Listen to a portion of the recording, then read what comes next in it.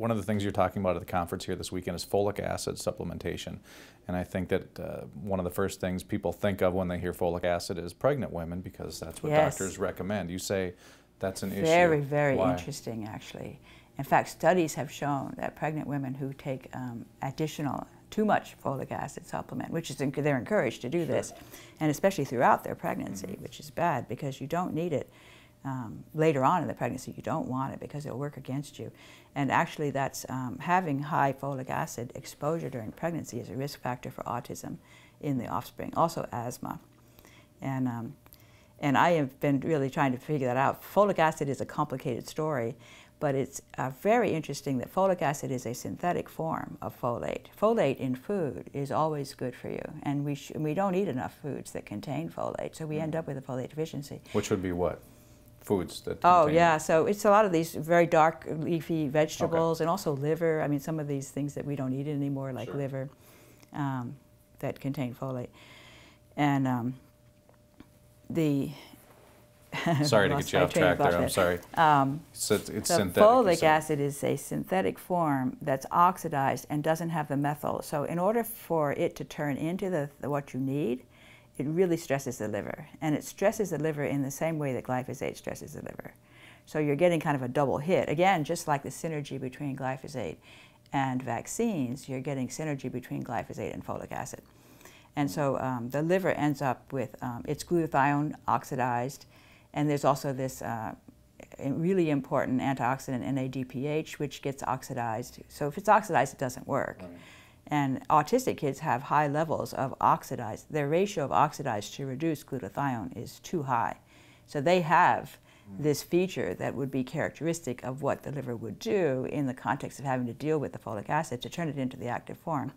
And what actually happens, if you're getting so much folic acid, that the liver doesn't even bother to convert it into the active form because it can't afford to do so. It doesn't have the resources to do it. And then you get free folic acid in the blood, and that actually binds to the cerebral folate receptors and inactivates them. So the effect is actually the reverse of what you want, that you can't get folate into the brain because this folic acid, which is useless to you, has bound all the receptors and prevented the folate from getting into the brain. So you get a folate deficiency problem in the context of too much folic acid. It's really, really interesting science.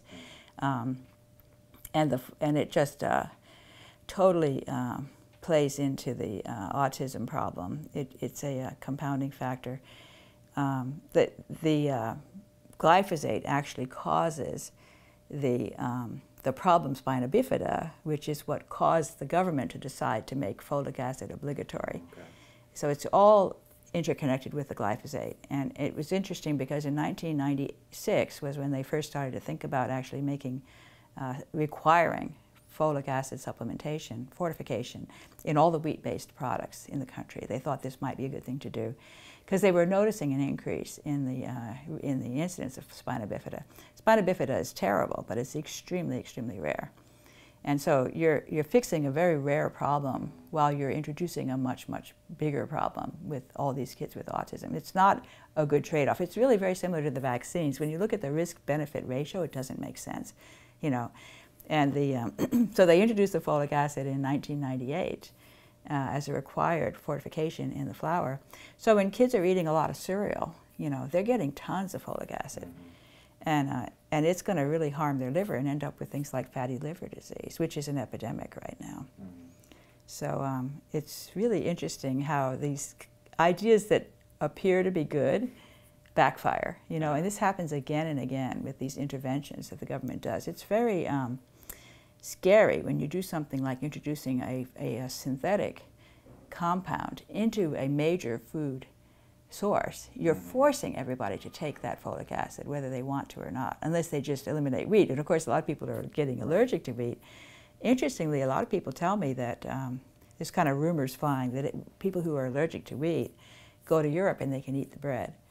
And they come back home and then they can't eat it again. So it's something different about the bread in Europe versus here. And the Europeans have never have refused to introduce a folic acid supplementation, you know, fortification program. The U.S. has pressured them a lot to do so, and they have refused.